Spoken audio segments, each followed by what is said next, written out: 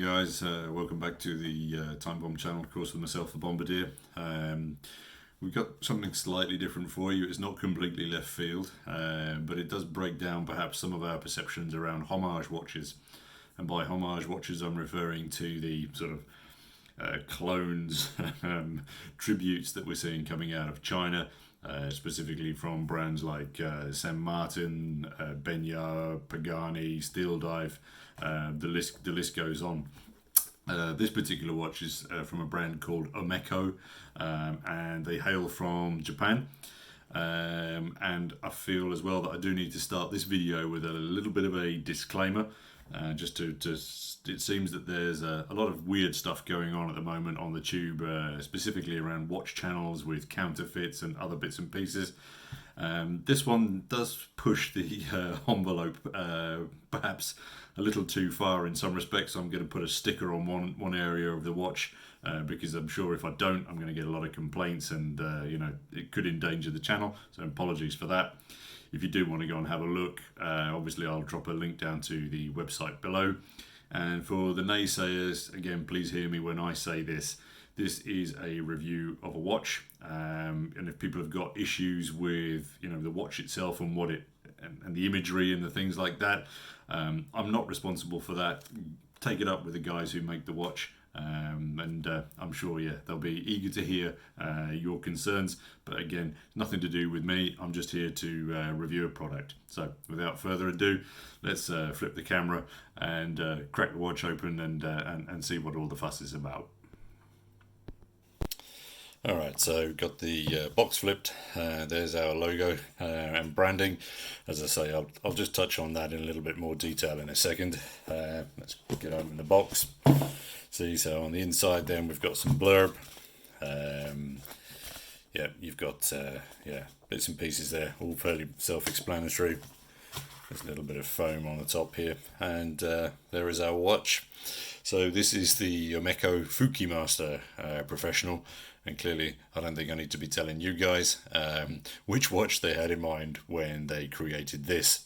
So again, but it was curious for me to find it because, as I say, the typical homage stuff is primarily coming out of their neighboring country of China. So interesting to see that the Japanese also have a penchant for this type of watch. Now, I haven't seen these marketed anywhere else except Japan, and this particular one came from Amazon Japan. So just to let you know, let's just crack it the watch there, give you a quick overview as I'm talking. A sticker on the back here covering up the offending aspect of the watch. I'll explain a little bit more about that in detail. Just to let you know then that this particular brand does have various other homage watches. One of them is the Charbonnier here, which comes in various colours, as you can see. And to me, the standout being that the gold and black one at the top. I don't know why, but it just, in the photos, it just comes across as being really cool. If you look a little closer then, you might see where this watch brand is going. This is apparently the super erotic chronometer. And then of course they've badged it as Omex as opposed to OMECO. And they do several other watches, and I imagine that you guys are now starting to build up a picture in your mind about what these guys are all about. So let's have a look at some specs then. We've got the plastics off the top. I'm not going to take them off the bracelet here because I'll explain why. This is going to come straight off as soon as I start thinking about wearing this. So what we're looking at then is 44 mils across the dial there.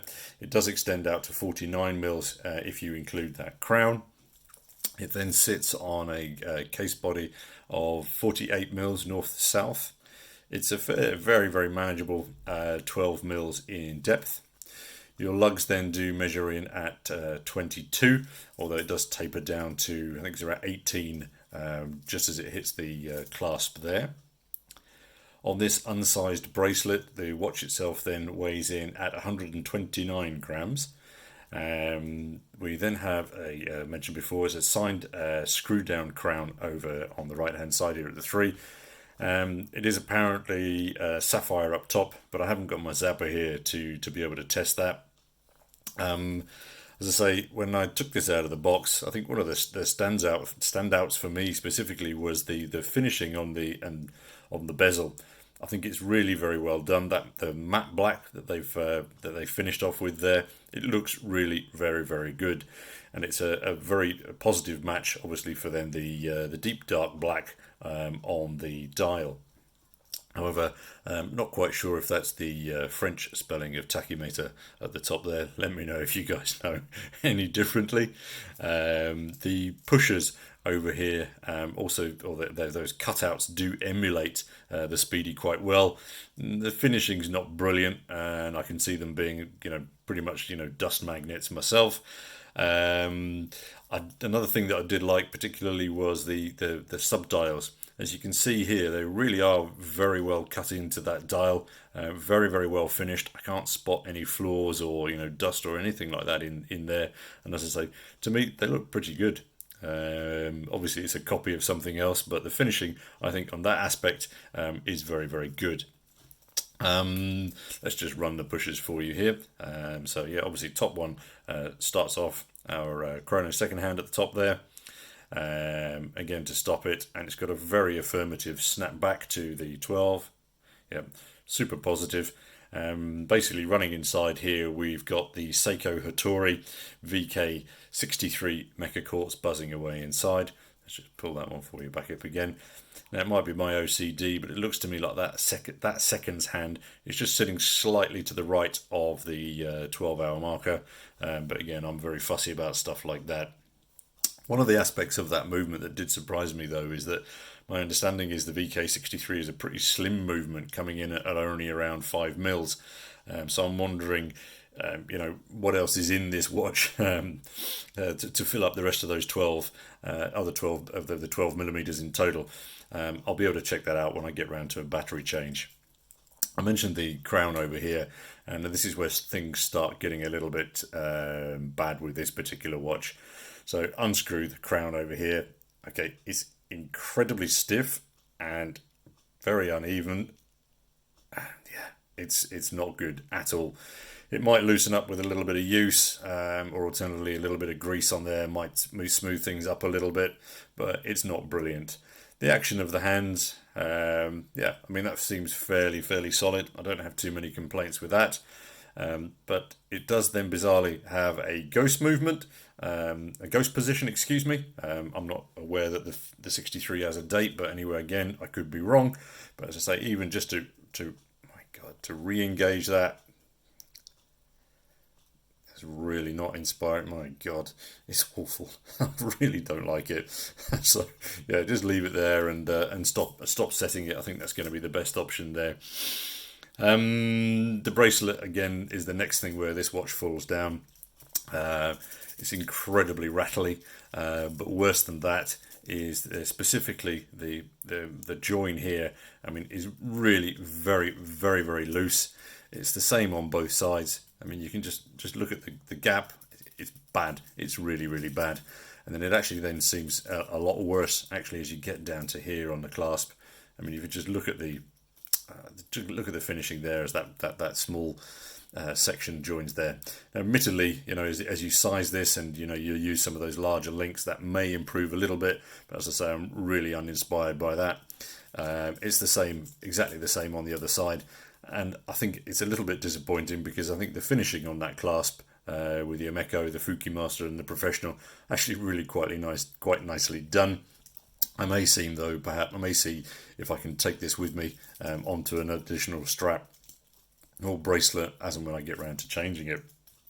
The other thing to point out, of course, then is that it almost seems like they've chosen this off another watch completely, because the brushing and the finishing here, the polishing and that, it just doesn't match. It's not even the same shade colour-wise. So again, yeah, for me, automatically this would then come off, but bear that in mind. And oh yeah, so there was one other thing. Quite bizarrely, they don't refer to the clasp on the website as the clasp, as you can see here. But anyway, let's move on. One other last thing. There's one sort of minor micro adjust there again, but yeah, very limited. And as you can see here, that section there is really very stiff. Bracelet, absolute fail, I'm afraid, guys, on this one. Onto the case back. Let me explain the sticker. So yeah, there's an image on here which will probably offend some people, and that's why I've covered it up. I don't want YouTube come knocking on my channel. If you want to have a look, just check out their website. You can find out for yourselves. You can also see at the bottom then we've got Lingus and Cunny, clearly celebrating that mission to the moon, which is apparently also in 1969. So these guys very much tongue-in-cheek. You've then got just at the top there the 1,000 milliliters of resistance. Yes, you can read into that what you will. In actual fact, these watches, according to the website, then have 30 meters of water resistance only, so bear that in mind and keep it away from your washing up. The only other thing on the back there is then just the reference number on this one, which is a 48, and then for bizarrely racing at the top there. Interesting choice of details to include. So again, these guys clearly got a sense of humour. That's probably not going to be everybody's cup of tea, so just bear that in mind. For me, this is, again, as I mentioned before, it's a watch review. It's about aspects of the watch that work and aspects that don't. So just to repeat, I think the dial and the bezel, very, very well done. The lume on here also then is Lumi Bright. It's not going to be, it's not up to scratch if you want to use this, out on stealth missions. If you look specifically on the hands, you can see that it's quite poorly applied. Everywhere else it seems okay, but I'm not going to be using this, as a dive watch equivalent. As I say, biggest letdowns for me then are the bracelet, and that crown action being so bad is really not at all reassuring, and very frustrated with it in that sense. On the upside, Saddam approves greatly of the watch, but I don't really know if that's the ideal reference for you to be parting with your hard-earned cash. Anyway, guys, so something a little bit odd for you today is a watch that I think, it has aspects to it, and the brand has aspects to it that are probably going to offend people. As I say, I'm just looking at this specifically as a homage, and does it work or does it not?